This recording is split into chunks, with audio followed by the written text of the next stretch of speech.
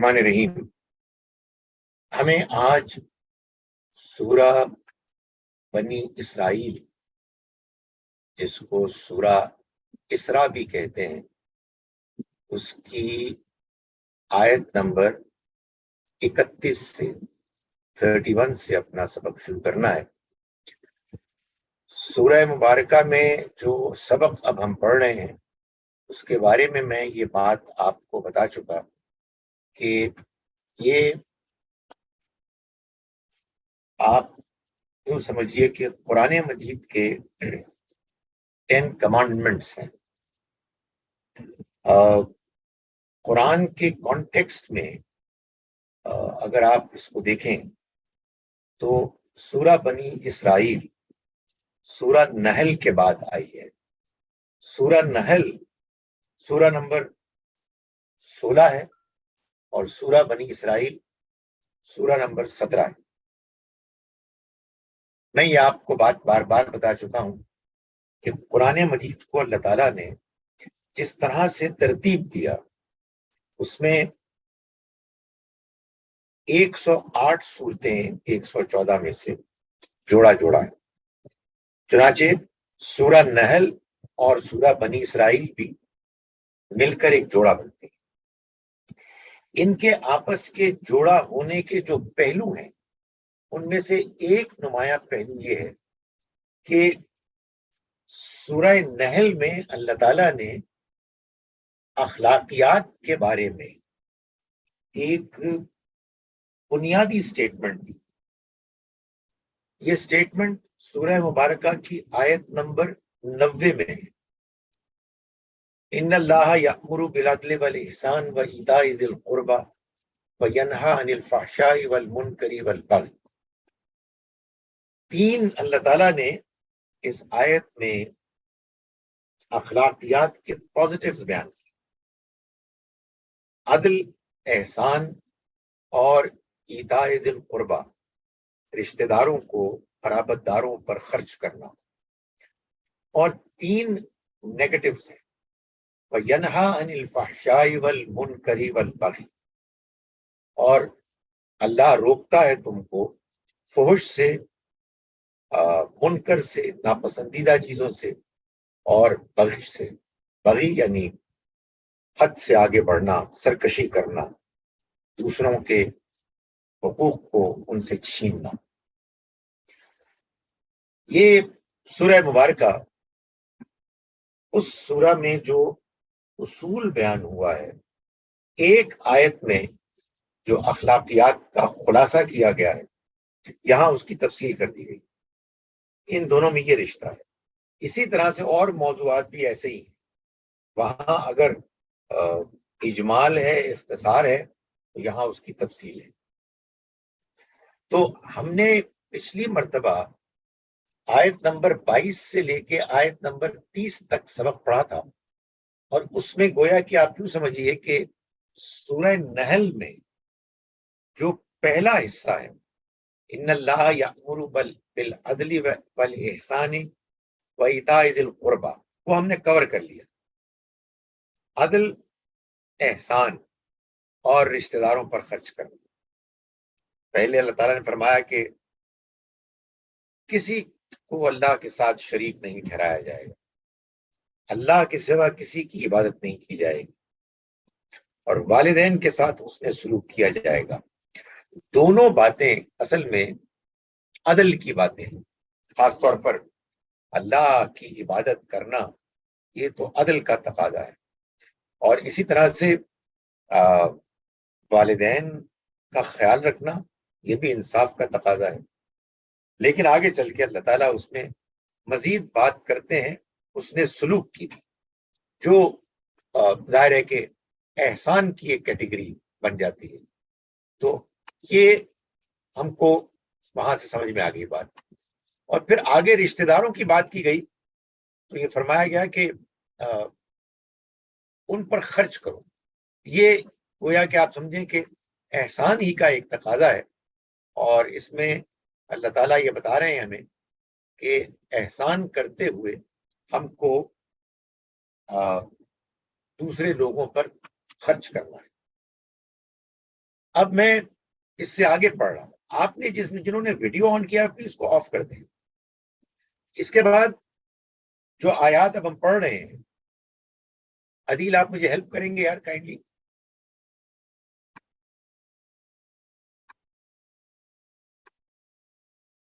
How can I put it of?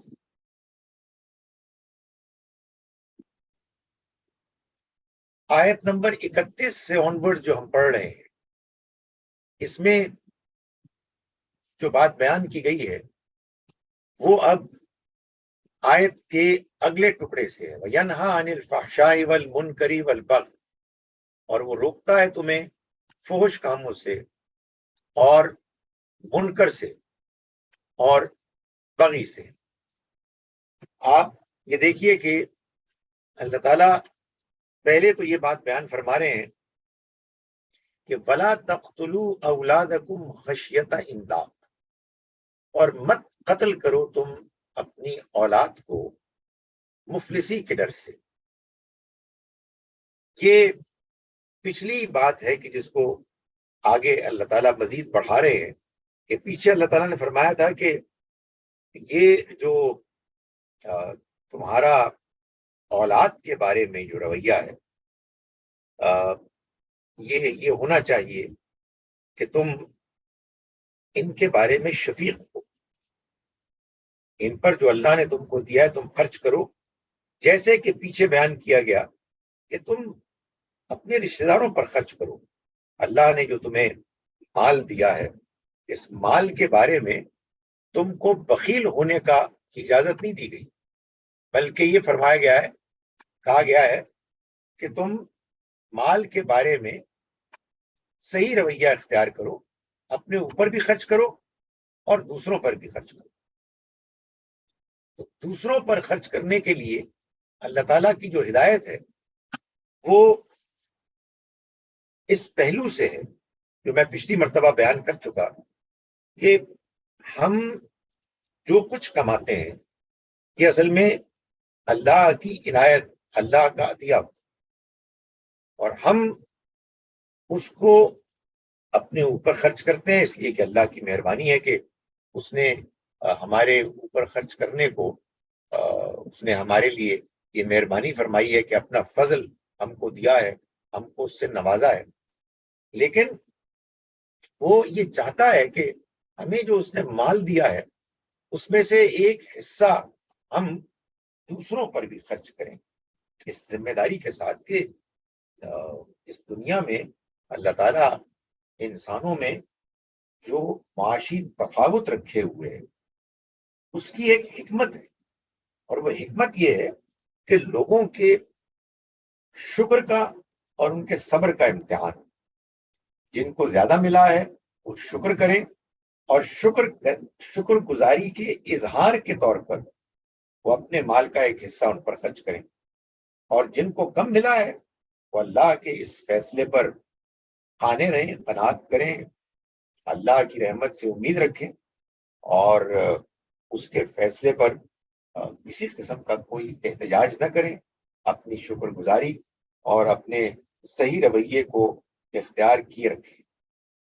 اس میں جو ایک ایکسٹریم ہو جاتی ہے غلط رویے میں، اگر صحیح نظریہ، صحیح ایمان نہ ہو کہ یہ سب کچھ اللہ کا دیا ہوا ہے، اللہ کے بندے، اللہ کی ذمہ داری ہیں، ہمیں اپنا کام کرنا ہے.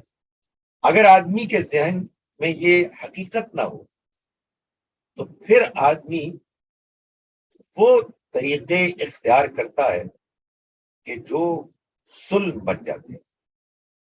جیسے مثال کے طور پر جس زمانے میں قرآن مجید نازل ہو رہا تھا، عرب کی سوسائٹی میں لوگ ایسے بھی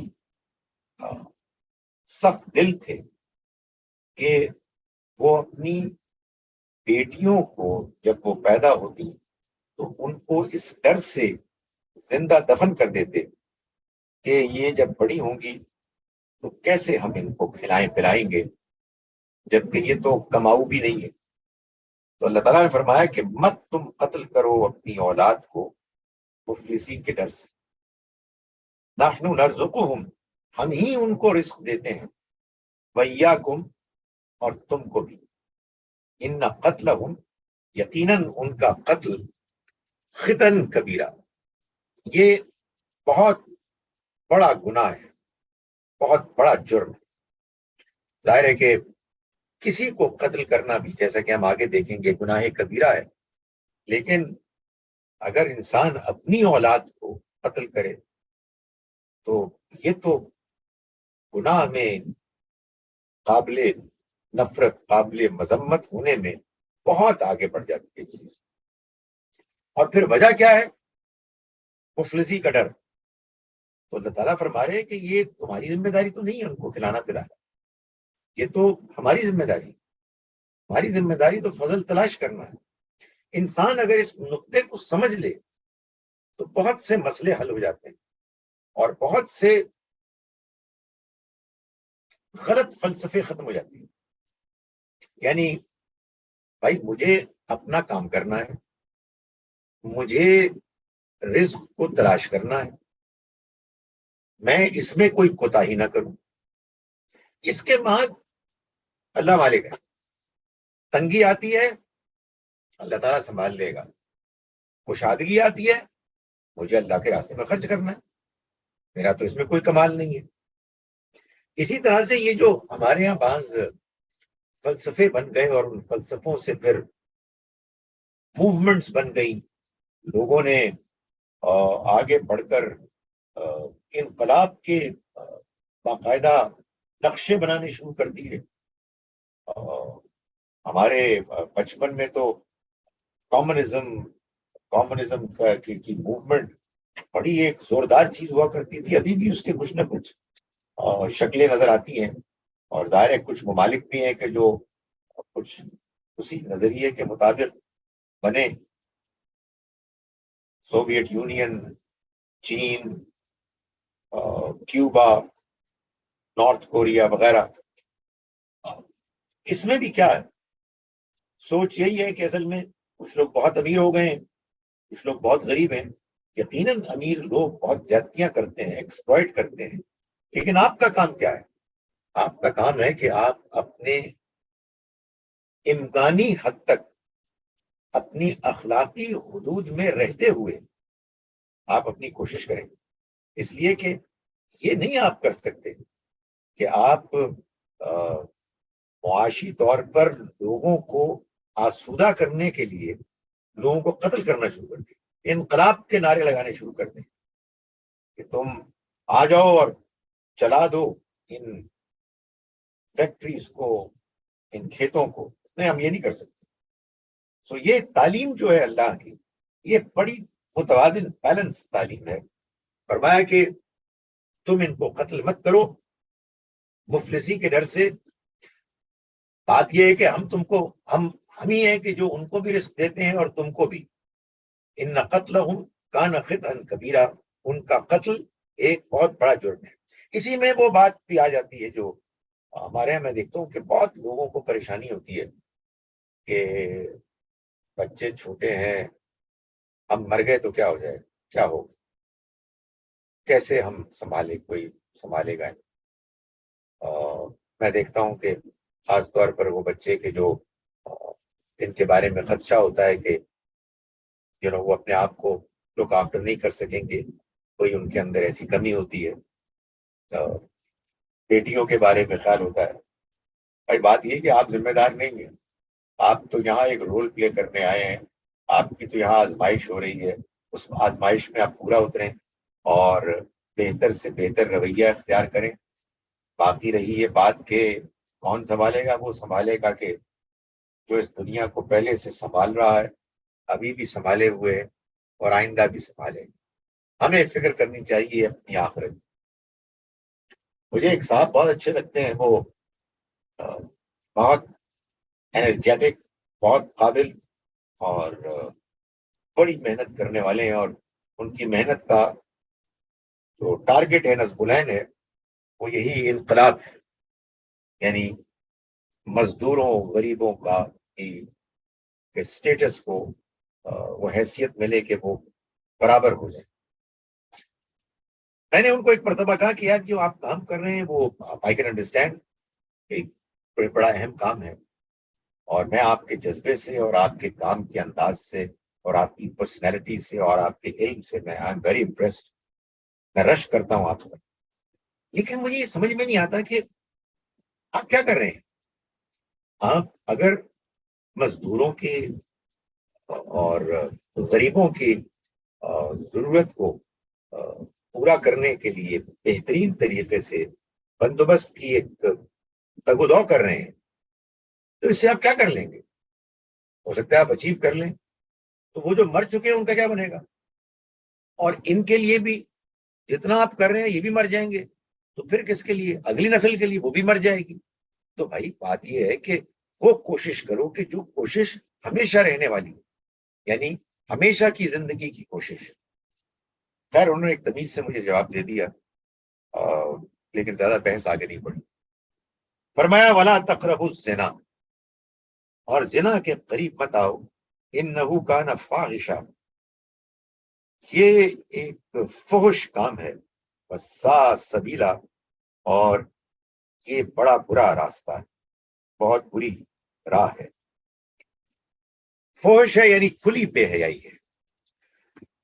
اس کے بعد آگے ایک اور اس طرح کا حکم آ رہا ہے کہ تم کسی کو قتل مت کرو. میں ہمیشہ یہ سوچتا تھا کہ اس کی کیا وجہ ہے کہ زنا سے روکنے کا حکم یہاں پہلے ہے اور قتل سے روکنا یہ بعد میں ہے، جبکہ سورہ الفرقان سورہ نمبر 25 کے آخر میں اللہ تعالیٰ نے 3 سب سے بڑے گناہ جن کا ذکر کیا ہے، اس میں پہلے شرک ہے، پھر قتل ہے اور پھر زنا ہے. تو یہ بات اب جا کے سمجھ میں آئی کہ اصل میں یہ جو ترتیب ہے یہ پچھلی سورہ مبارکہ سورہ نحل میں اس آیت نمبر 90 کے لحاظ سے اس کو بات کو بیان کیا گیا ہے. ان اللہ یأمر بالعدل والاحسان وایتاء ذی القربى وینہی عن الفحشاء والمنکر والبغی. تو وہاں فحش پہلے آیا ہے، تو یہاں بھی فحش کو پہلے بیان کیا گیا. فرمایا کہ زنا کے قریب بھی نہ جاؤ، یہ کھلی بے حیائی ہے اور بہت برا راستہ ہے. قریب بھی نہ جاؤ یعنی وہ طریقے اختیار نہ کرو، وہ باتیں نہ کرو، اس ماحول کا حصہ نہ بنو جس میں زنا کے قریب آنے کا امکان پیدا ہو جائے. اس لیے کہ انسان بہت کمزور ہے. انسان اگر احتیاط نہیں کرے گا تو پھر اس کا بڑا کم امکان ہے کہ وہ اپنی بد احتیاطی کے ساتھ محض اس سوچ کی وجہ سے کہ وہ زنا کو برا سمجھتا ہے اس سے بچ جائے گا. اللہ تعالیٰ حکیم و دانا ذات ہے، اس نے انسان کو پیدا کیا ہے، وہ جانتا ہے کہ اصل میں زنا سے اگر روکنا ہے تو پھر زنا کے قریب جانے سے روکنا ہوگا. ایسے ہی جیسے کہ ہم نے یہ طے کیا ہے کہ اگر آپ نے ایکسیڈنٹ سے روکنا ہے تو پھر آپ کو کچھ تدابیر کرنی پڑے گی. آپ کو سپیڈ میں ایک لمٹ لگانی پڑے گی، آپ کو ٹریفک لائٹس کا انتظام کرنا ہوگا وغیرہ وغیرہ. تو اللہ تعالیٰ نے یہ ہدایت دی اور اس ہدایت ہی کے مطابق سورہ نور میں اللہ تعالیٰ نے مردوں اور عورتوں کو اس بات کا پابند کیا کہ وہ اپنے انٹریکشن میں ان چیزوں کا خیال رکھیں گے کہ وہ اپنی نگاہوں کو پاک رکھیں گے، اپنی شرمگاہوں کی حفاظت کریں گے، اپنا لباس ٹھیک باحیا پہنیں گے اور زنا کے قریب آنے کے امکانات کو ختم کریں گے. یہ بات بھی قرآن مجید میں سے معلوم ہوتی ہے یوسف علیہ السلام کی دعا سے کہ انسان اپنے آپ کو سمجھے کہ میں تو بڑا نیک ہوں اور میرے اندر تو اللہ کا بڑا خوف ہے، اس وجہ سے ماحول برا ہو مجھ پر اثر انداز نہیں ہوگا. یہ بات بالکل دھوکا ہے. ان کو جب اس کا موقع ملا کہ یا تو وہ بڑے بڑے برے ماحول میں رہے کہ جس ماحول میں ان کو برائی کی دعوت دی جا رہی تھی، یا وہ قید میں چلے جائیں، تو انہوں نے قید میں جانے کو پسند کیا، ترجیح دی۔ رب السجن احب الیہ مما یدعوننی الیہ، اے میرے رب، قید خانہ میرے لیے زیادہ مطلوب، محبوب ہے اس کے مقابلے میں کہ جس کی جانب یہ مجھے دعوت دے رہے ہیں۔ اور اگر تو نے اللہ تصرف عنی کیدہن، تو نے مجھ کو ان کے فریب سے نہ بچائے رکھا، دور رکھا، حسبو الیہن، میں ان کی طرف مائل ہو جاؤں اور یوں میں جاہلوں میں سے ہو جاؤں۔ سو اللہ تعالیٰ نے یہ جو ہدایت دی ہے، یہ بڑی حکیمانہ ہدایت ہے کہ تم زنا کے قریب بھی نہ جاؤ۔ یہ ایک بے حیائی ہے۔ بے حیائی ہے مطلب انسان جانتا ہے اپنی فطرت میں کہ یہ ایک غلط گندا کام ہے اور اس کا راستہ بھی برا ہے۔ انسانی کی فطرت میں بہت سی چیزیں موجود ہیں، سبھی کچھ موجود ہے، صرف یہ ہے کہ انسان اپنے اندر کی خواہشات کی تسکین کے لیے بعض اوقات یہ کرتا ہے کہ دلائل پیش کرنا شروع کر دیتا ہے، اپنے آپ کو دھوکہ دیتا ہے اور ایسی باتیں کرنے کی کوشش کرتا ہے جس سے کہ جو فطرت کے تقاضے ہیں ان کی خلاف ورزی ہو اور اس کی خواہشات کی تسکین۔ فرمایا کہ وَلَا تَقْتُلُوا النَّفْسَ الَّتِي حَرَّمَ اللَّهُ إِلَّا بِالْحَقِّ، اور مت قتل کرو اس نفس کو، اس جان کو کہ جس کو اللہ نے محترم قرار دیا سوائے حق کی، یعنی انسان کی جان کی حرمت یہ طے شدہ ہے، کسی صورت انسانوں کو قتل نہیں کیا جا سکتا۔ اس میں صرف دو ایکسیپشنز، اور وہ ایکسیپشنز وہ ہیں جن کو اللہ تعالیٰ نے سورہ مائدہ میں بیان فرمایا ہے اور بالکل واضح بات کر دی ہے کہ یہ دو باتیں ہیں جن کے علاوہ کوئی تیسری وجہ نہیں ہو سکتی کہ آپ کسی کو قتل کریں۔ کوئی اگر تیسری وجہ کہیں بیان ہوئی ہے تو اس بیان کو قرآن مجید کے اس بیان کے تحت سمجھانے کی کوشش کرنی چاہیے، سمجھنے کی کوشش کرنی چاہیے۔ قرآن فائنل اتھارٹی ہے۔ ہم مسلمانوں نے یہ بڑی زیادتی کی ہے کہ ہم نے قرآن مجید کو اسلام کی تعلیمات کے سورسز میں سے ایک سورس سمجھا ہے۔ قرآن اسلام کی تعلیمات کی جتنی بھی سورسز ہیں ان پر حاکم ہے، الفرقان ہے، میزان ہے، فیصلہ کن اتھارٹی ہے۔ تو قرآن مجید میں جب یہ کہا گیا کہ تم مت قتل کرو کسی کو، انسانی جان کو کہ جس کو اللہ نے محترم قرار دیا، اس میں صرف دو ہی ایکسیپشنز بیان کی۔ من قتل نفسا بغیر نفس او فساد فی الارض، کہ جس نے قتل کیا بغیر اس کے کہ کسی نے کسی اور کو قتل کیا تھا، بغیر نفس، نفسا بغیر نفس او فساد فی الارض، یا پھر زمین میں فساد مچانے کے نتیجے میں، اس کے مقابلے میں۔ یہ دو باتیں ہیں کہ جو اگر ہیں تو یہ ہو سکتا ہے کہ قانون کے مطابق کسی کو قتل کیا جا سکے۔ زمین میں فساد مچانے کا مطلب ہے کہ کوئی شخص ہے یا کوئی گروہ ہے جس کے برے رویے کی وجہ سے، جس کے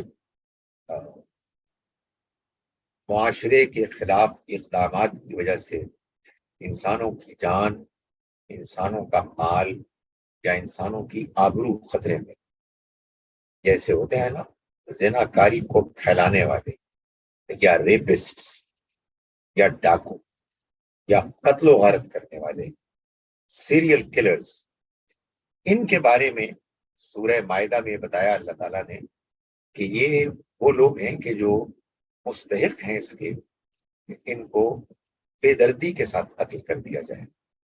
نبی اکرم صلی اللہ علیہ وسلم نے جو رجم کیا وہ بعض ان لوگوں کو کیا کہ جو زمین میں فساد مچانے کے مرتکب تھے، مجرم تھے، اور اس کی مختلف شکلیں ہو سکتی ہیں۔ تو یہ فرمایا گیا کہ انسانی جان کو قتل نہیں کیا جا سکتا، اس لیے کہ اللہ نے اس کو محترم ٹھہرایا ہے، سوائے اس کے کہ کوئی حق قائم ہو جائے، اور وہ میں نے بتا دیا وہ دو ہی صورتیں ہو سکتی ہیں، اور اس صورت میں ظاہر ہے کہ پھر ان کو قانون کا راستہ اختیار کرنے کے بعد قتل کیا جا سکتا ہے۔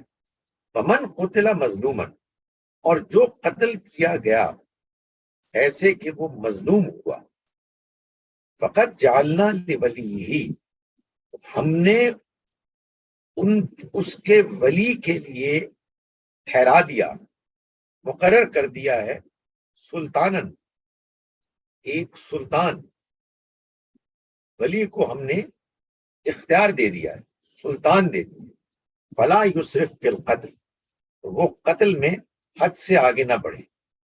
یعنی یہ تو ٹھیک ہے کہ جب ایک شخص قتل ہوا ہے تو اس کے ورثاء کو، اس کے اولیاء کو، ولیوں کو یہ اختیار ہے کہ وہ اگر چاہیں تو اس کو معاف کر دیں، اور اگر چاہیں تو اگر ثبوت مل گیا ہے آخری حد کا تو وہ قتل کر دیا جائے۔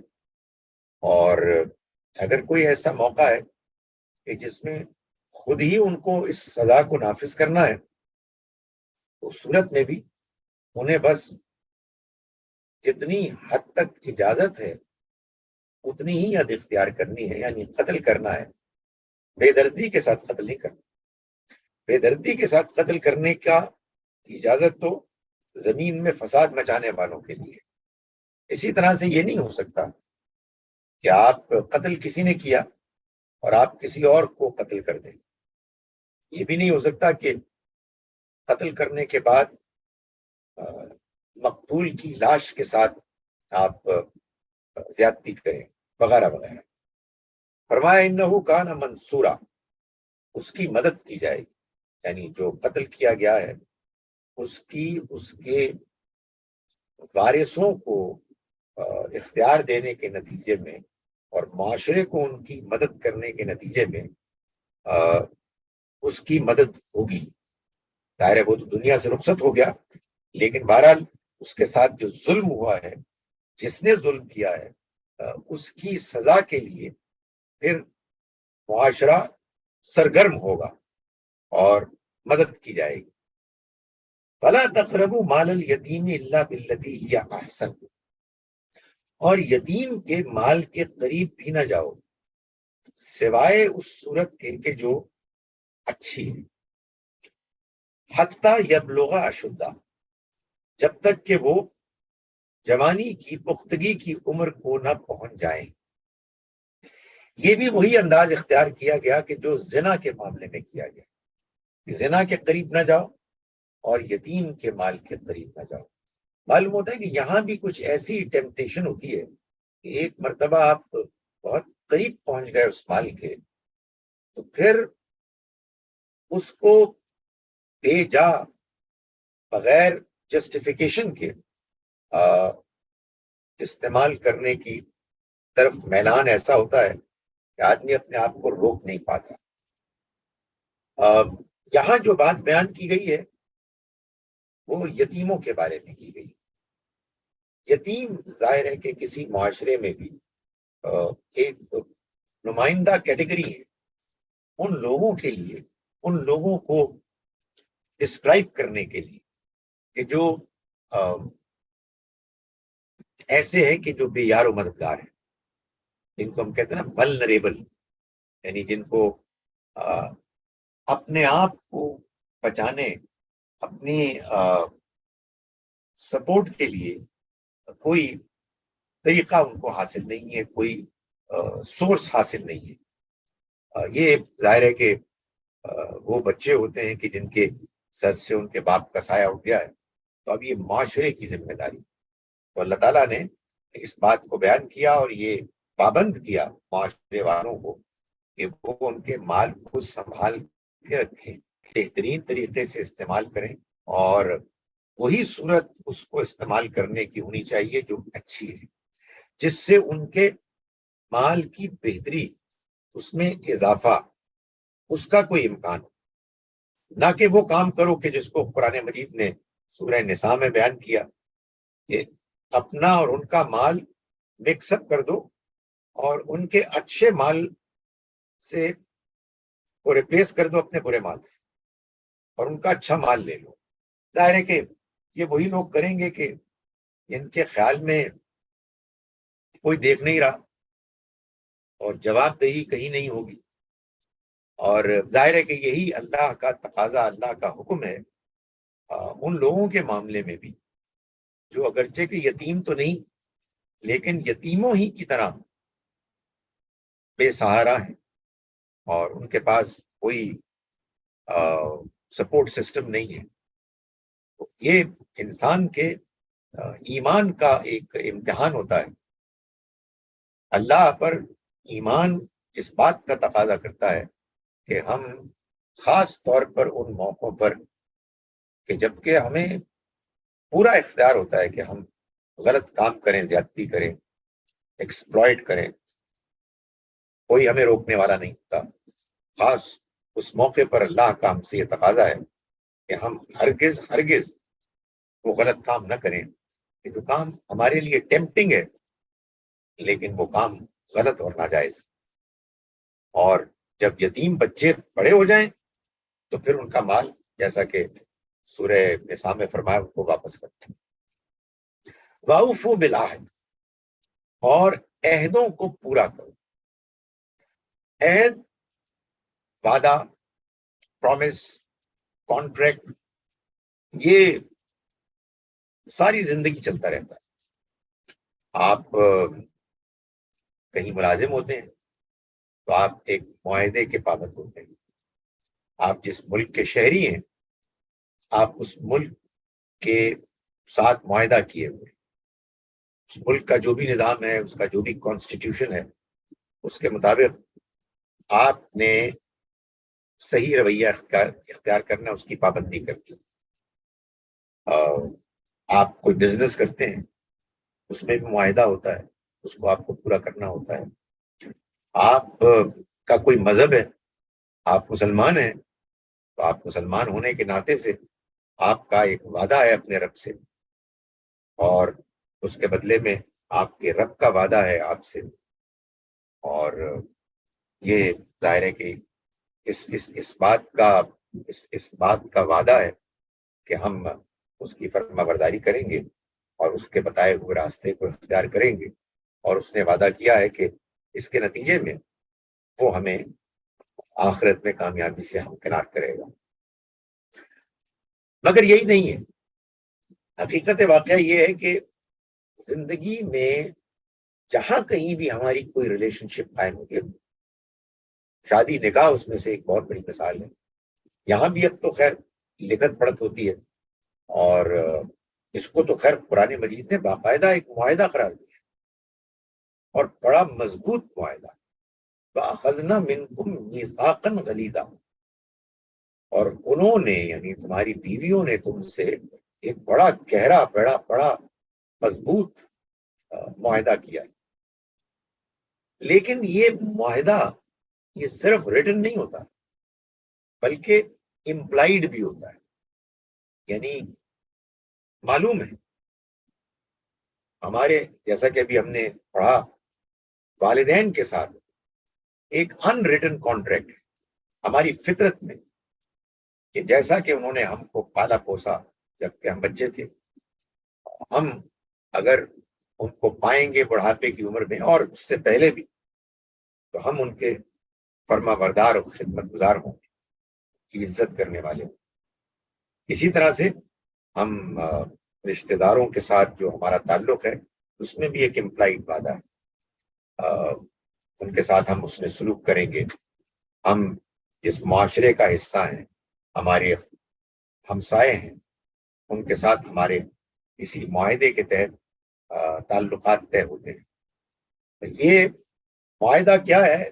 یہ اصل میں ایفائے عہد یعنی عہد کو پورا کرنا، یہ ذمہ داریاں ہیں.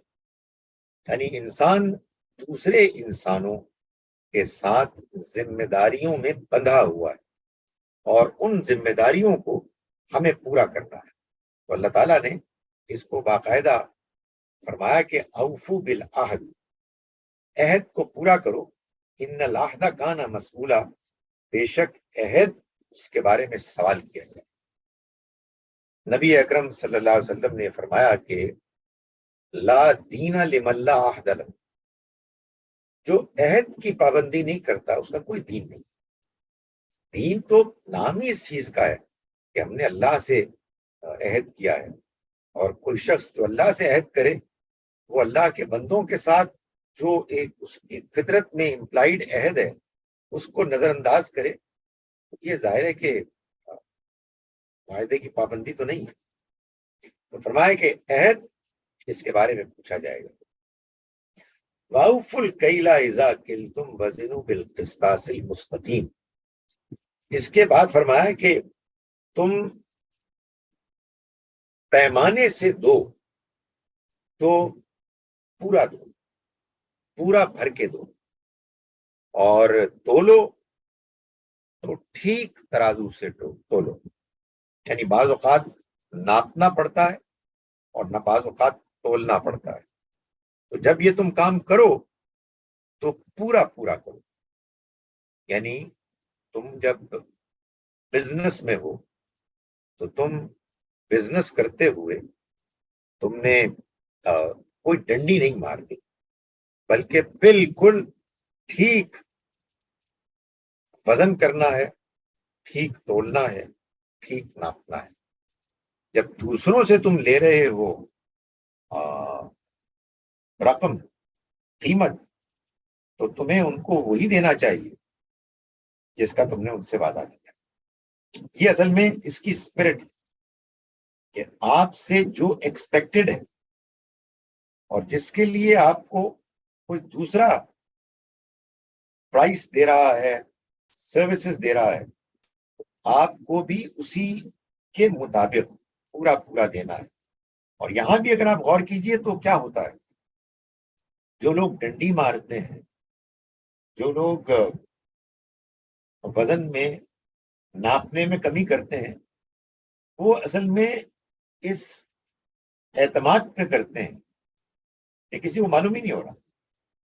یہ جو فراڈ لوگ ہوتے ہیں، جو دوسروں کے سامنے بڑی اونچی اونچی باتیں کرتے ہیں، نصیحتیں کرتے ہیں، واعظ کرتے ہیں، اور اپنے ذاتی زندگی میں وہی سب کچھ کر رہے ہوتے ہیں جس سے دوسروں کو روکتے ہیں، یہی فراڈ ہے جس سے اللہ تعالیٰ نے یہاں بھی روکا ہے کہ جب تم دوسروں کو ناپ کر دو یا تول کر دو تو پورا پورا دو.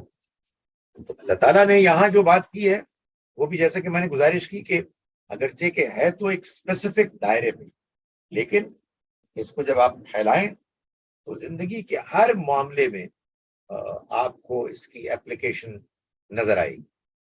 اور اس کا مطلب اس کے سوا اور کچھ نہیں ہے کہ جو آپ کو ذمہ داری دی جا رہی ہے اور جس چیز کے لیے آپ کو کمپنسیٹ کیا جا رہا ہے، آپ نے اس کی جو ایکسپیکٹیشنز ہیں ان پر پورا اترنا. فرمایا کہ ذالک خیر، یہی بہترین طریقہ ہے، وَأَحْسَنُ تَأْوِيلًا، اور انجام کے لحاظ سے بھی یہی بہترین طریقہ ہے. یعنی تم سمجھتے ہو کہ شاید کچھ زیادہ لے کے کم دے کے تمہیں فائدہ ہوا ہے، نہیں، تمہیں نقصان ہوگا. الٹیمیٹلی دنیا میں بھی نقصان ہوگا، آخرت میں بھی نقصان ہوگا. جو لوگ دوسروں کو دھوکہ دیتے ہیں اور فراڈ کرتے ہیں، وہ یہی سمجھتے ہیں کہ کسی کو پتہ ہی لگے گا، حالانکہ اللہ تعالیٰ آخرت میں بھی پکڑیں گے اور دنیا میں بھی ایکسپوز کر دیتے ہیں. چھوٹے دغاباز فراڈ قسم کے لوگ ہوتے ہیں کہ دنیا میں بھی جلد یا بدیر ہو جاتی ہے، ایکسپوز ہو جاتی ہے. اس کے بعد فرمایا کہ وَلَا تَقْفُ مَا لَيْسَ لَكَ بِهِ عِلْمٌ، اور دیکھو اس چیز کے پیچھے مت پڑو جس کے لیے تمہارے پاس کوئی علم نہیں، جسے تم جانتے ہی نہیں۔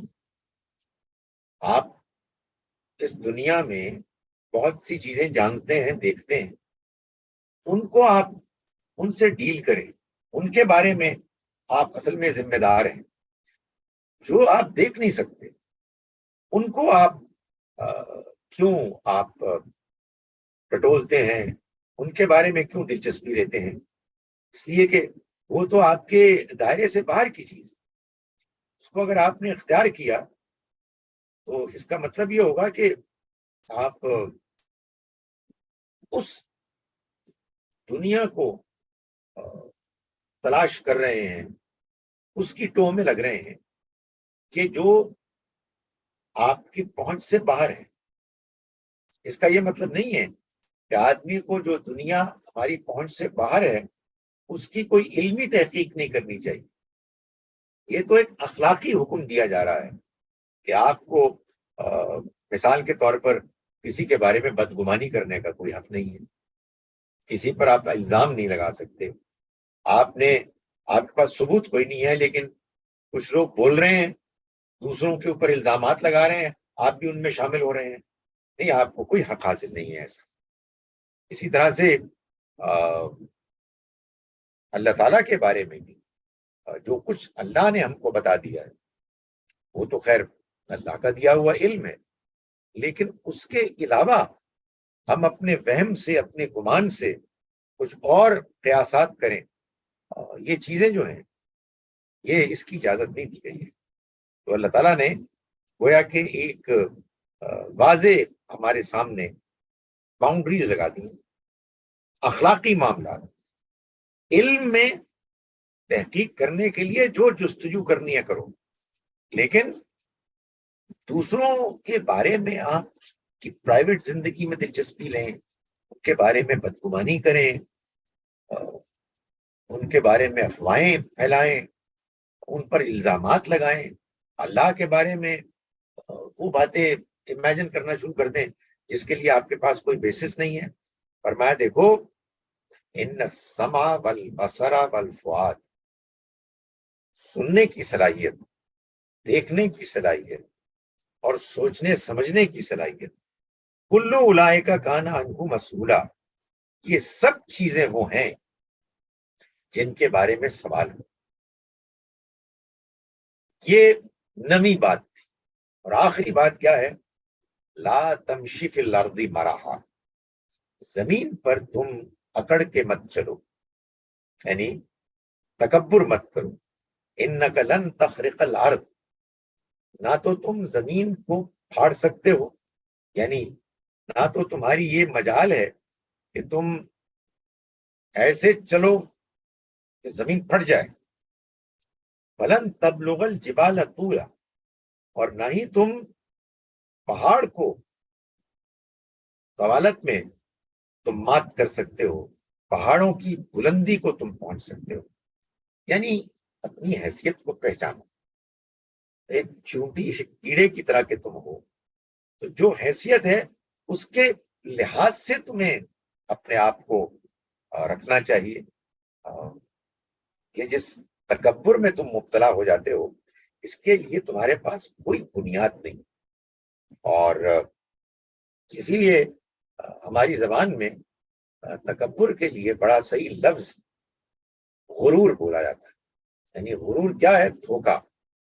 تکبر ایک دھوکا ہے، آدمی غلط فہمی میں مبتلا ہو جاتا ہے کہ میں بڑی چیز ہوں، حالانکہ انسان کچھ بھی نہیں ہے۔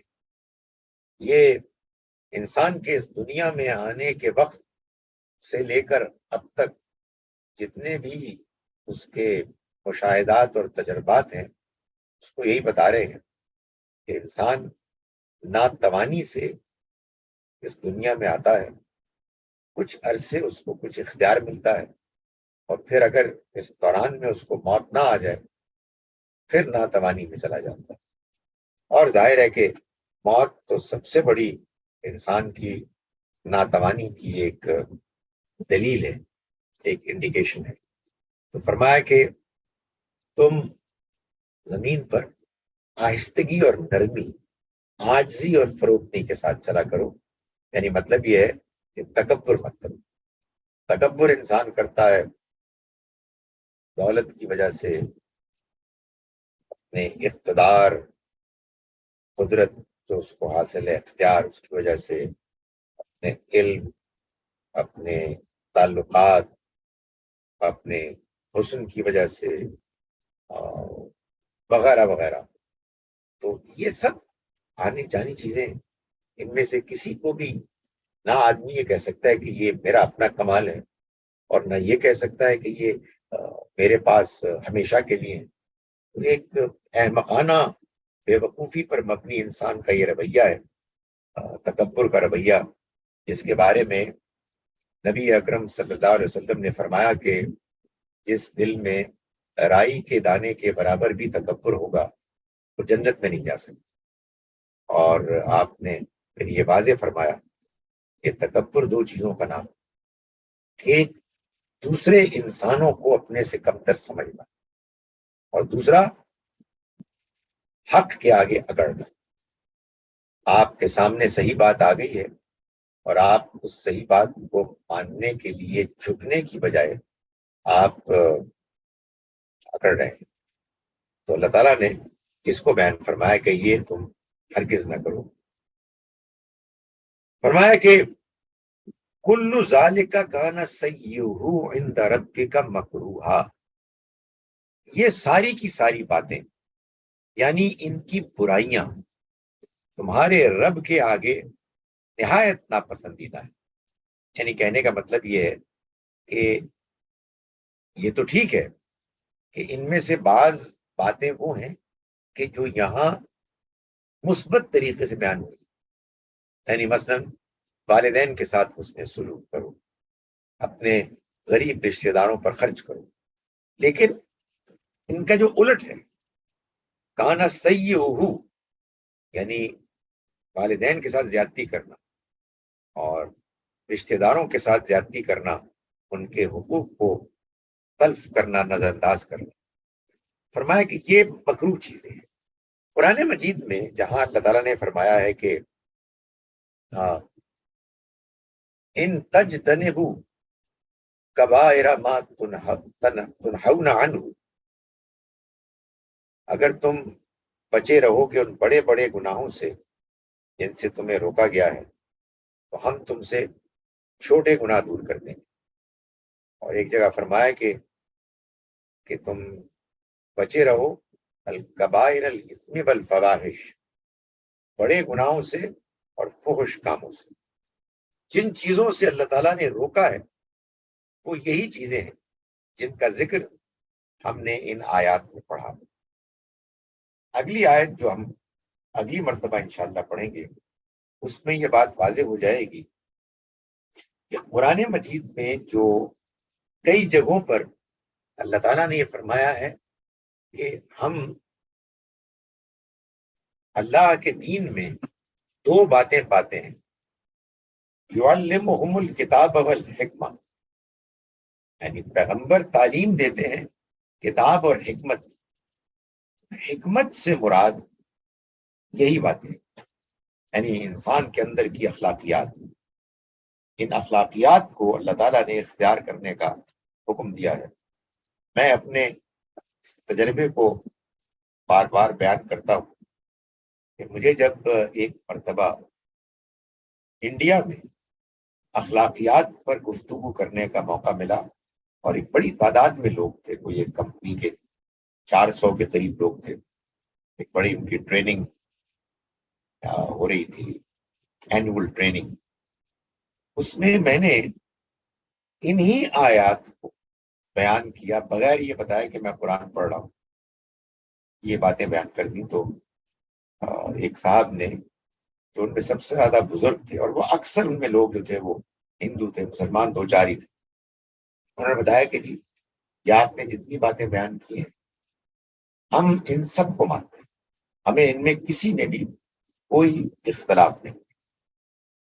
میں ان آیات کا ترجمہ جو ہم نے آج پڑھی ہے آیت نمبر 31 سے آنورڈز میں ایک مرتبہ پھر کر رہا ہوں.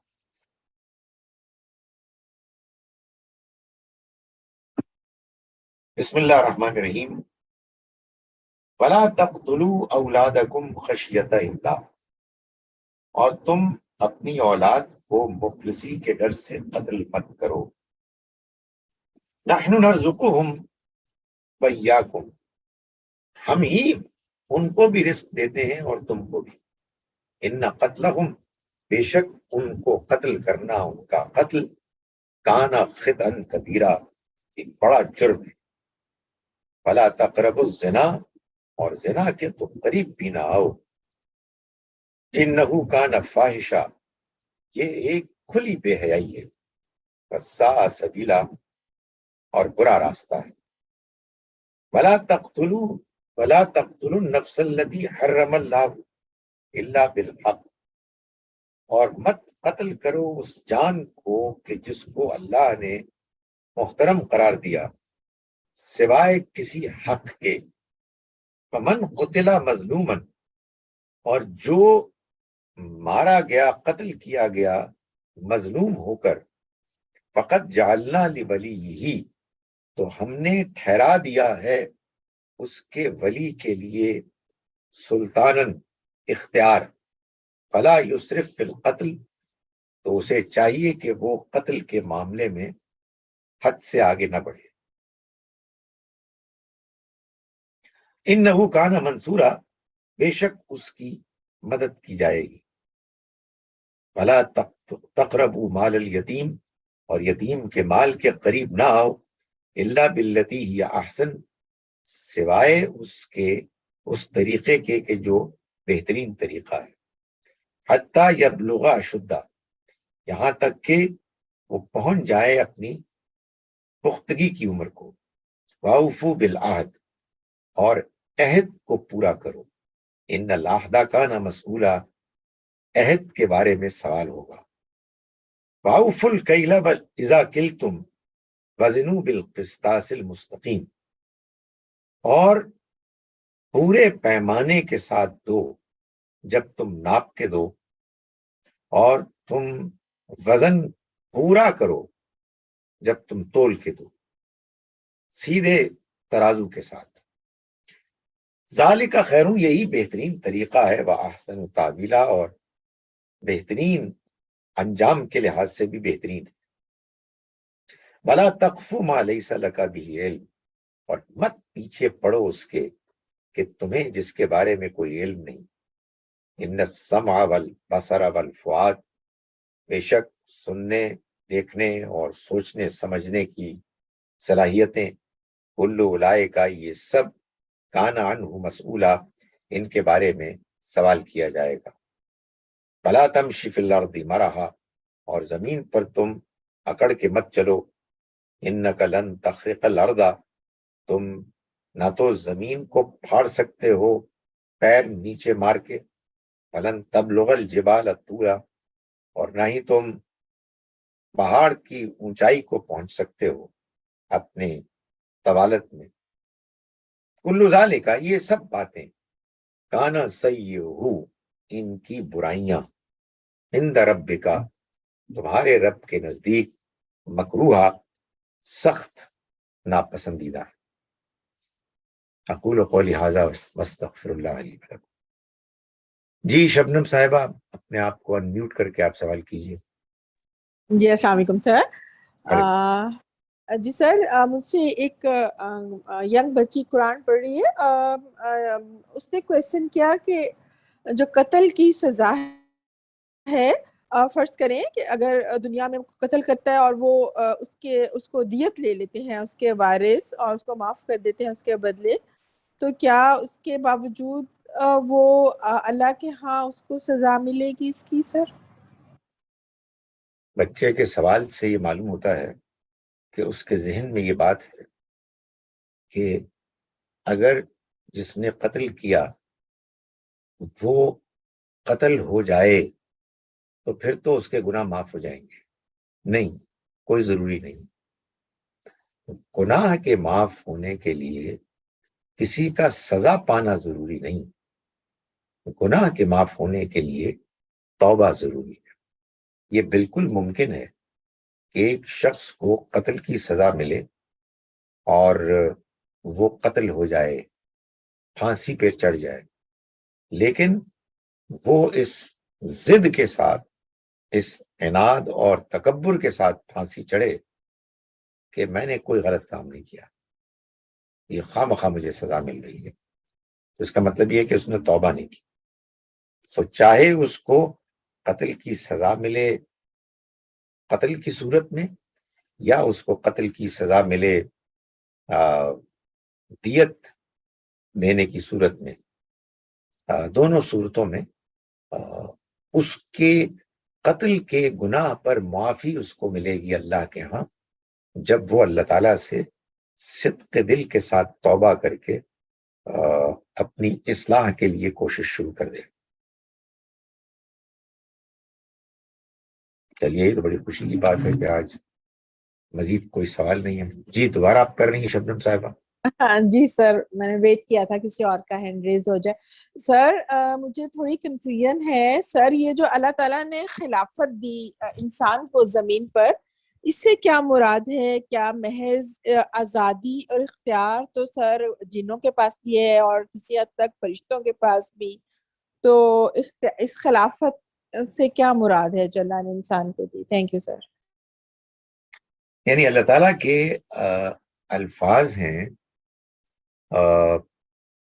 کہ انی جاعل فی الارض خلیفہ، میں زمین میں ایک خلیفہ بنا رہا ہوں۔ تو اس کا مطلب یہ ہوا کہ خلافت کا جو مطلب بھی ہے وہ بہرحال اس زمین سے متعلق ہے۔ جنات تو نہ جانے کہاں کہاں ہوتے ہیں، وہ تو قرآن سے معلوم ہوتا ہے کہ آسمانوں پر ان کی پہنچ ہے۔ تو اللہ تعالیٰ نے اس زمین میں انسان کو ایک با اختیار مخلوق بنایا ہے، اور اس کے با اختیار ہونے کا یہ آپ سے مطلب ہے کہ اس کو اقتدار دیا ہے۔ اقتدار بعض اوقات اجتماعی بھی ہوتا ہے اور بعض اوقات انفرادی بھی ہوتا ہے۔ دونوں صورتوں میں اصل مطلب یہ ہوتا ہے کہ آپ کو ایک دائرے کے اندر جو کچھ آپ کرنا چاہتے ہیں آپ کو کرنے کا اختیار مل گیا ہے۔ آپ کو جس حد تک جتنے زمانے عرصے کے لیے اقتدار ملا ہے، آپ اس میں اپنی مرضی سے جو چاہیں کریں۔ یہی ہے اصل میں خلافت، اور یہی سن کر فرشتے پریشان ہو گئے کہ اگر یہ ہوا تو پھر تو وہ زمین میں فساد مچائیں گے اور ایک دوسرے کا خون بہائیں گے۔ جی نازش صاحبہ، آپ کا سوال کیا ہے؟ جی ڈاکٹر صاحب، میں یہ پتا کرنا چاہ رہی ہوں، جی کین یو ہیئر می؟ جی، کہ قرآن شریف میں اسپیسیفکلی کہیں خودکشی کا ذکر ہے یا ہم انفر کرتے ہیں؟ دیکھیں، قرآن مجید میں اللہ تعالیٰ نے قتل کرنے سے روکا ہے، اور قتل کرنا اس کا کیا مطلب ہے؟ جان لینا۔ یہ جان آپ کسی دوسرے انسان کی بھی لیتے ہیں، یعنی انسان لیتا ہے، اور یہ جان انسان خود اپنی بھی لیتا ہے۔ تو ظاہر ہے کہ انسانی جان ہے نا، ابھی ہم نے آیت میں پڑھا کہ وَلَا تَقْتُلُوا النَّفْسَ الَّتِي حَرَّمَ اللَّهُ، اور مت قتل کرو اس جان کو جس کو اللہ نے محترم ٹھہرایا۔ تو جان دوسرے کی بھی محترم ہے، آپ کی اپنی بھی محترم ہے۔ تو یہ اپنی جان لینا یہ بھی اصل میں اسی طرح کا عمل ہے۔ اب رہی وہ دوسری بات کہ کسی نے اپنے آپ کو ایسے حالات میں قتل کر دیا کہ جس میں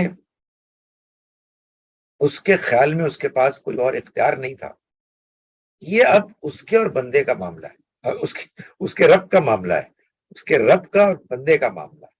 یعنی اللہ تعالیٰ ظاہر ہے کہ انسانوں کے حالات بھی دیکھے گا، یہ بھی دیکھے گا کہ جو اس نے فیصلہ کیا وہ کیا اس کے عوامل تھے، کیا اس کو کسی نے بات سمجھائی کہ نہیں سمجھائی، وغیرہ وغیرہ۔ ہمیں ایک جانب اس بات کو جسٹیفائی نہیں کرنا ہے، اور دوسری جانب ہر ایک کے لیے دعا کرنی ہے، چاہے کوئی عام آدمی ہو، چاہے کوئی ایسا شخص ہو کہ جو خودکشی کی وجہ سے مرا ہے۔ ہم یہ نہیں کر سکتے کہ دوسروں کے ساتھ ہمدردی نہ کریں، تو ہمیں یہ بات واضح کرنی ہے کہ خودکشی ایک ناجائز حرام موت ہے، لیکن اگر کسی فرد کے بارے میں یہ بات معلوم ہو گئی تو بہرحال ہمیں اس کے لیے دعا کرنی ہے۔ ہم جانتے ہیں کہ بعض اوقات اللہ معاف کرے ایسی بیماریاں ہیں، جیسے ڈپریشن کی بیماری ہے، اس میں ایکسپرٹس بعض اوقات بتاتے ہیں کہ اس فرد کے پاس بہت کم اختیار ہوتا ہے۔ تو یہ انسان کے رب کا اور انسان کا معاملہ ہے، اس رب کا معاملہ ہے کہ جو سب کچھ جانتا ہے، اس لیے وہ اپنا فیصلہ کرے گا اور وہ آخری حد تک صحیح فیصلہ ہوگا، انصاف پر مبنی۔ ریاض صاحب آپ سوال کیجیے، اپنے آپ کو ان میوٹ کریں۔ جی سر السلام علیکم۔ وعلیکم السلام۔ سر گزارش ہے کہ آج جن آیات کا درس ہوا ہے، ہم کوشش کرتے ہیں کہ ان آیات پر اپنی زندگی کو ڈھال دیں، لیکن حقیقت یہ ہے کہ ایسا نہیں ہو پاتا ہے ہم سے۔ اس کے لیے کوئی نصیحت کرے ہمیں، جیسا کہ آپ نے تکبر کے متعلق بتایا ہے، کوشش تو کرتے ہیں، سنتے ہیں، لیکن نہیں ہو رہا ہے۔ اس کے لیے کوئی نصیحت کرے جس پر ہمارا زندگی ایک متوازن زندگی، معتدل زندگی بن جائے۔ جی بڑا اچھا، بڑا اہم سوال ہے۔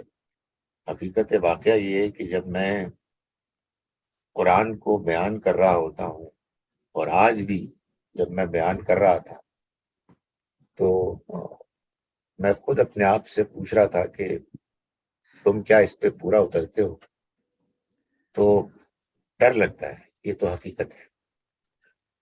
دیکھیں ریاض صاحب، بات یہ ہے کہ ہم کو اپنی امکانی حد تک کوشش کرنی ہے، اور وہ کوشش کرتے چلے جانا ہے، اس میں ہمیں کوئی کوتاہی نہیں کرنی چاہیے۔ یہ کوشش کیا ہے، اس کے بہت سے مختلف لوگوں کے پاس آپ کہیے نسخے ہیں یا نصیحتیں ہیں یا تجاویز ہیں، لیکن میں آپ سے گزارش کروں کہ اس میں جو سب سے بڑھ کر جو چیز میرے ذہن میں آتی ہے وہ یہ ہے کہ ہم قرآن مجید کو باقاعدگی سے پڑھیں، اور ایسے پڑھیں کہ ہمیں قرآن سمجھ میں آئے، اور ہم قرآن کو پڑھتے ہوئے اپنے اوپر اپلائی کریں۔ جب ہم قرآن مجید کو پڑھتے ہوئے اپنے اوپر اپلائی کریں تو جیسا کہ آپ نے بہت اچھی بات کی کہ ہم یہ سوچیں کہ یہ چیزیں ہم میں کیسے آ جائیں، تو سب سے بڑھ کر تو یہ ہوگا کہ ہم اللہ سے دعا کریں، کیا خدایا ہم کمزور ہیں، تیری یہ ساری باتیں سر آنکھوں پر یہ سمجھ میں آتی ہیں کہ ہمیں ان کو کرنا چاہیے، ان میں سے بعض ایسی ہیں کہ جن میں ہم سے کوتاہی ہوتی ہے، تو ہمارے لیے آسانیاں فرما دے، تو ہمیں ہمت دے دے۔ یہ ایک حقیقت ہے کہ ایک جانب ہم کمزور ہیں، اور کمزوری میں ہم سے غلطیاں ہوتی ہیں، لیکن اگر ہم اپنی اصلاح کے لیے اور اللہ تعالیٰ سے اس کی ہدایت پانے اور اس کی طرف سے ہدایت کے راستے پر چلنے کی تڑپ تمنا میں ہم مخلص ہیں، تو اللہ تعالیٰ مدد کرتے ہیں، بڑی غیر معمولی مدد کرتے ہیں۔ میں آپ سے گزارش کروں کہ یہ ایمان ہے کیا چیز جو ہم جس کا دعویٰ کرتے ہیں؟ اللہ پر ایمان اصل میں انسان کے اندر پیدا ہی ایسے ہوتا ہے کہ انسان اللہ کی باتوں کو سنتا ہے اور پڑھتا ہے، اور پھر اپنی زندگی میں اللہ تعالیٰ کے اثر کو، اس کے انفلوئنس کو، اس کے غیبی ہاتھ کو دیکھتا ہے. کیسے دیکھتا ہے؟ انسان محسوس کرتا ہے کہ یہ میری کمزوریاں ہیں اور میں اللہ سے دعا کر رہا ہوں. وہ اگر اللہ کے پالیسیز کو جانتا ہو، اللہ کے قوانین کو جانتا ہو، تو وہ یہ محسوس کرے گا کہ یہ اب ہو رہا ہے. یعنی اللہ کی طرف سے میری التجا پر اب معاملہ شروع ہو گیا. میں اس کی مثال دیتا ہوں. اللہ معاف کرے، کسی کو جھوٹ بولنے کی عادت ہے اور ایک جانب وہ جھوٹ بولتا ہے، مگر دوسری جانب وہ اس پر پچھتاتا بھی ہے، سوچتا ہے کہ نہیں مجھے نہیں بولنا چاہیے. پھر وہ دعا کرتا ہے اور صدق دل سے کرتا ہے. دیکھیں، میں یہی لوگوں کو کہتا ہوں کہ ہو سکتا ہے کیا حقیقت ہے کہ گناہ آدمی خواہ تو نہیں کرتا. گناہ آدمی کرتا ہے اس لیے کہ گناہ میں لذت ہے، گناہ میں کوئی فائدہ ملتا ہے آدمی کو. تو چلے وہ تو ایک کمزوری ہے، لیکن دعا کرنے کے راستے میں تو کوئی رکاوٹ ہی نہیں. مجھے تو ایسا لگتا ہے ریاض صاحب کہ سب سے بڑا جو ہے نا پیمانہ، سب سے بڑا جو انسان کے پاس ایک اس چیز کے لیے ایک دلیل کہ میں واقعی برائی چھوڑنا چاہتا ہوں، وہ داخل میں ہے میرے. اور وہ یہ ہے کہ میں اللہ سے کتنے خلوص سے دعا کرتا ہوں. جب میں دعا کروں گا تو ظاہر ہے کہ اگر میں نے مخلصانہ طریقے سے اپنی اصلاح کی دعا کی ہے تو پھر اس کا مطلب یہ کہ میرا ارادہ بھی، پھر میں اس کے لیے کوشش بھی کروں. کوشش میں سب سے بڑی چیز میں نے آپ کو بتا دی کہ قرآن کو بار بار انسان پڑھے تدبر کے ساتھ اور اپنے اوپر اپلائی کرے، اپنی صحبت کو نیک پاک رکھے. یہ نہیں ہو سکتا کہ میں چاہے نمازی ہی کیوں نہ ہوں، میں چاہے قرآن ہی کیوں نہ پڑھتا ہوں، لیکن جا کے بیٹھتا ہوں میں جھوٹ بولنے والوں میں اور غلط قسم کی باتیں کرنے والوں میں، غلط کام کرنے والوں. تو پھر ظاہر ہے کہ ان کا اثر تو مجھ پہ ہوگا. ہم دنیا کو چھوڑ نہیں سکتے، دنیا میں رہتے ہیں، لیکن دنیا میں رہتے ہوئے ہم اپنے آپ کو جس حد تک بچا سکتے ہیں ہمیں بچانا چاہیے. جو اختیار ہمارے پاس ہے، کوئی بات ہو رہی تھی نا ابھی خلیفہ کی، جو اختیار ہمارے پاس ہے اس اختیار کو ہم استعمال کریں اچھائی کے حق میں، نیکی کے حق میں، اور کوشش کریں کہ ہم برائی سے رکیں. اور ایک جو آخری بات ذہن میں آتی ہے وہ یہ ہے کہ جب دعا، قرآن کی تلاوت، اور ہاں جو ایک چیز میں بھول گیا، دعا میں بھی خاص طور پر نماز تو ہمارے لیے سراپا دعا ہونی چاہیے کہ ہم اللہ تعالیٰ سے مانگتے رہیں کہ خدایا ہدایت دے دے، صحیح راستہ دکھا دے، صحیح راستے پہ چلا دے، میری کمزوریوں کو دور کر دے. ان سب کے باوجود جب برائی ہو تو انسان کوشش کرے کہ فوراً توبہ کرے اور اللہ سے معافی مانگے. امید ہے کہ اس ساری اسٹریٹجی کے نتیجے میں ہمارے اندر ہدایت اور سیدھے راستے پر چلنے کا ایک رجحان پیدا ہو جائے گا. بہرحال آپ یہ دیکھیے کہ انسان فرشتہ نہیں بن سکتا. میں بڑا حیران ہوتا ہوں کہ قرآن مجید میں 2 مقامات ایسے ہیں، ایک سورہ علم نشرہ میں اور ایک سورہ نصر میں. آخر میں نبی اکرم صلی اللہ علیہ وسلم کو یہ کہا جا رہا ہے فَإِذَا فَرَغْتَ فَانصَبْ وَإِلَىٰ رَبِّكَ فَارْغَب. جب آپ اپنے مشن سے، کام سے فارغ ہو جائیں تو کمر کس لیجئے اور اپنے رب کی طرف راغب ہو جائیں. نبی صلی اللہ علیہ وسلم تو ہمیشہ ہی راغب تھے، لیکن اذا جاء نصر اللہ والفتح ورأيت الناس يدخلون في دين الله افواجا، جب آپ دیکھیں لوگوں کو کہ آج آپ دیکھیں اللہ کی مدد کو اور فتح کو کہ وہ آ گئی ہے، اور آپ دیکھیں لوگوں کو کہ وہ اللہ کے دین میں داخل ہو رہے ہیں فوج در فوج، تو آپ اپنے رب کی تسبیح کیجئے اس کی حمد کے ساتھ. یقیناً وہ بہت توبہ قبول کرنے والا، معاف کرنے والا ہے. بندہ سوچتا ہے کہ یا رب تیرے پیغمبر کو اس کی کیا ضرورت ہے، لیکن ظاہر ہے کہ اللہ تعالیٰ نے ہم کو بھی بتانا تھا. اور وہ کہتے ہیں نا کہ جن کی جتنی نسبت، جتنا مقام ہوتا ہے، ان کی سے توقع بھی اتنی ہوتی ہے. اور خاص طور پر جو اللہ کے ساتھ تعلق کے بارے میں بہت حساس ہوتے ہیں، جیسے کہ ظاہر ہے کہ پیغمبر ہوتے ہیں، نبی صلی اللہ علیہ وسلم تھے، تو وہ اپنے جو بھی زندگی کے تجربات اور واقعات ہیں ان میں اور بھی زیادہ اپنے اوپر ناقد ہوتے ہیں. تو یہ ہمیں بھی کرنے کی کوشش کرنی چاہیے. اور اس میں ایک بڑی امپورٹنٹ چیز یہ ہے، بڑی امپورٹنٹ چیز، شاید بعض صورتوں میں سب سے وائٹل چیز یہ ہے کہ کبھی اپنی غلطی کو جسٹیفائی نہ کریں. آپ نے اپنی غلطی کے لیے کوئی تعویل ڈھونڈ لی، بس اس کا مطلب دروازہ بند ہو گیا، خدا کی مدد، اس کی مہربانی نہیں آئی. سرنڈر کر دینا چاہیے، مجھ سے غلطی ہو گئی ہے اور میں آئندہ کوشش کروں گا. خدا سے دعا کریں اس رویے کے نتیجے میں انسان کے اندر حقیقی توبہ کے بھی جذبات پیدا ہوتے ہیں. کوئی اور سوال نہیں تو ہم آج کی نشست کو ختم کریں. انشاءاللہ اگلے جمعے کو پھر ملاقات ہوگی. السلام علیکم ورحمۃ اللہ وبرکاتہ.